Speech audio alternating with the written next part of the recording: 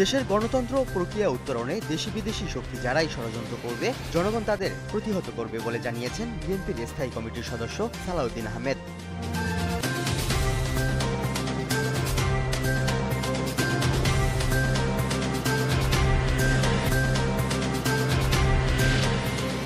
নিত্যপণ্যের বাজার পুরোপুরি নিয়ন্ত্রণে রাখা সম্ভব হয়নি, এতে ব্যবসায়ীদের যোগসাজশ আছে বলে জানিয়েছেন অর্থ উপদেষ্টা ডক্টর সালাউদ্দিন আহমেদ।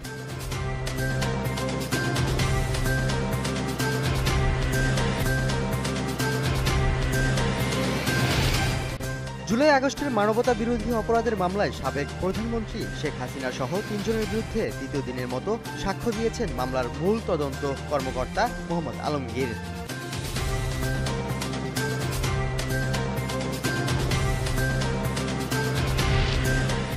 মায়ালি সংরক্ষণে আগামী ৪ অক্টোবর থেকে ২৫ অক্টোবর পর্যন্ত ২২ দিনের জন্য সারা দেশে ইলিশ আহরণ সহ সব ধরনের কার্যক্রম নিষিদ্ধ ঘোষণা করা হয়েছে।